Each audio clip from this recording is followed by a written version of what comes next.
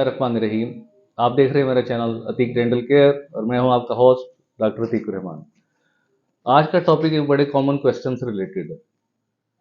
जब पेशेंट का दांत नेचुरल दांत निकलवा देते हैं उसके बाद उनका ज़ख़म सही होने में तकरीबन 40 डेज़ लग जाते हैं। जब ज़ख़म सही हो जाता है उसके बाद दांत लगवाना, जो आर्टिफिशियल दांत है, वो बहुत ज़रूरी होता है। कुछ केसेस में और नहीं लगवाते उससे क्या नुकसान होता है, साइडों वाले दांत उस जगह पे आना शुरू हो जाते हैं, वो जगह आपकी ब्लॉक हो जाती है, ऊपर वाला दांत नीचे आना शुरू हो जाता है और साइडों वाले दांत टिल्ट होना शुरू हो जाते हैं और स्पेस आपकी ब्लॉक हो जाती है। तो अर्ली दांत लगवाना बहुत ज़रूरी है। अब पेशेंट क्वेश्चन करते हैं कि दांत किस मटेरियल के बने होते हैं। एक क्राउन होता है जो खोल होता है, जो एक ही दांत के ऊपर चढ़ जाता है। एक ब्रिज होता है। ब्रिज तब लगता है जब एक दांत निकला हो, उसके बाद साइडों वाले दांतों की सपोर्ट से 3 यूनिट का एक ब्रिज लग जाता है।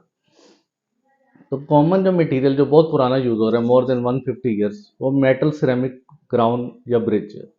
ये आपके सामने दिखाऊंगा। अब इसमें इसके अंदर मेटल होती है, इसके नीचे मेटल होगी और उसके ऊपर क्या होता है, सिरेमिक की पोर्सलिन की एक लेयर होती है, जिसे कहते हैं मेटल सिरेमिक क्राउन या ब्रिज या PFM, porcelain fuse to metal. और मेटल कोई भी हो सकती है जिससे इसके साथ सिरेमिक आपका अटैच होता है। अब इसका मसला क्या है, नुकसान क्या है।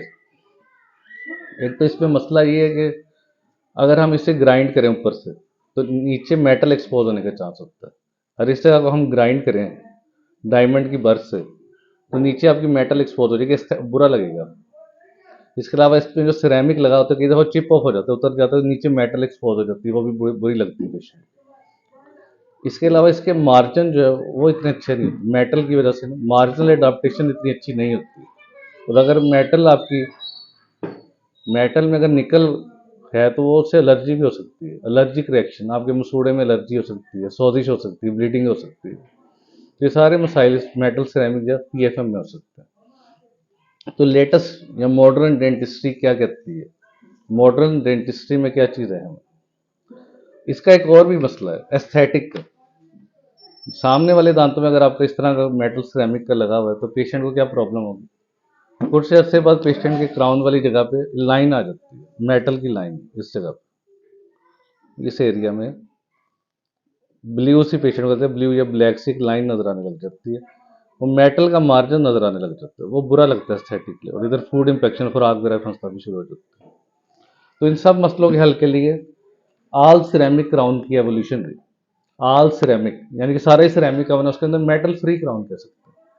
उसके लिए हमारे पास जो कॉमनली यूज होता है वो जिरकोनियम है। अभी आपके सामने कुछ कर रहा हूँ, ये प्री मोलर का क्राउन बना हुआ है, कैड कैम पे बना हुआ है। कैड कैम होता है computer assisted designing and CAD CAM, computer assisted designing इसकी होती है और कंप्यूटर असिस्टिक मशीनिंग होती है, यानी कंप्यूटर के जरिए इसका बनाया जाता है। ये आपका कैड कैम क्राउन है, बिल्कुल नेचुरल की तरह का प्री मोलर। इसी तरह आपका दूसरा जो है मोलर, ये मैक्सिलरी मोलर की आप मॉर्फोलॉजी देखें, एनाटॉमी देखें, बिल्कुल नेचुरल की तरह का लगेगा।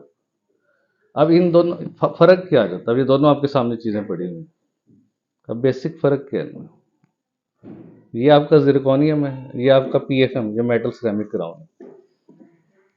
अब इनमें कौन सी चीज आपके लिए, जिरकोनियम की स्ट्रेंथ इसकी निस्बत पीएफएम की निस्बत 3 गुना ज्यादा होती है, यानी कि स्ट्रेंथ और ड्यूरेबिलिटी इसकी ज्यादा है जिरकोनियम की। नंबर 2, इसके जो मार्जिन होते हैं, ये वाली जगह जो होती है मार्जिन, इनकी एडाप्टेशन मसूड़े के साथ बहुत अच्छी होती है, क्योंकि सिरेमिक का जो मार्जिन है जिरकोनियम का, मसूड़े के साथ अच्छी तरह अडाप्ट कर सकता है, फिटिंग इसकी ज़्यादा अच्छी होती है इसकी निस्बत। दूसरा एस्थेटिकली मेटल का मार्जिन इसमें नज़र नहीं, क्योंकि मेटल फ्री है, मेटल का मार्जिन नज़र नहीं आएगा। लेकिन इसकी मसाइल क्या क्या होते हैं जिरकोनियम के अंदर।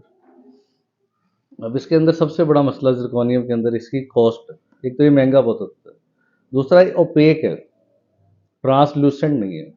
अगर आपने सामने वाले दांतों में लगाएंगे तो ओपेक लगेगा, इसमें नेचुरल अपीयरेंस नहीं आएगी। उसके लिए हम ई मैक्स का क्राउन यूज़ करते हैं, जिसे लिथियम डाइसिलिकेट कहते हैं, लिथियम डाइसिलिकेट का क्राउन यूज़ करें। तो अगर आप इन दोनों में से कोई ऑप्शन सेलेक्ट करना चाहें तो आइडियल क्राउन कौन सा है, आल सिरेमिक या जिरकोनियम आ जाता है, इसमें ई मैक्स आ जाता है, डिफरेंट क्राउन है।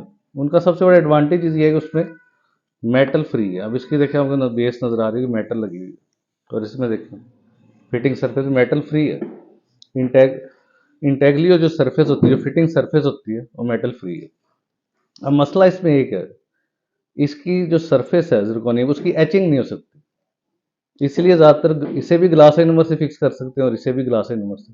ल्यूटिंग मटेरियल जो होता है आपका चिपकने वाला, जो स्टिकी, जिसके साथ हमने क्राउन को दांत के साथ अटैच करना, वो कौन सा, दोनों में ग्लास एनमर यूज़ हो सकता है। इसमें रेजिन मॉडिफाइड ग्लास एनमर भी यूज़ हो सकता है, लेकिन इसकी एचिंग ना होने की वजह से इसमें कंपोजिट को यूज़ नहीं कर सकते। इसके बनस्बत जो ई मैक्स क्राउन होते हैं, उनमें आप कंपोजिट का इस्तेमाल एज अ ल्यूटिंग कर सकते हैं।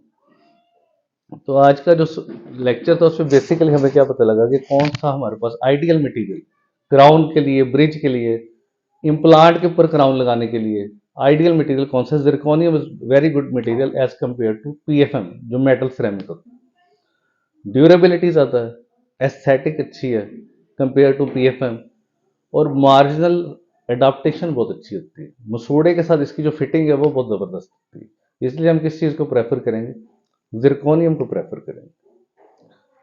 अब आप मेरे चैनल को लाइक करें, सब्सक्राइब करें और शेयर भी करें ज़्यादा से ज़्यादा, ताकि फ्यूचर में इस तरह की मज़ीद इंफॉर्मेटिव वीडियो आपको मिलती रहे। Thank you.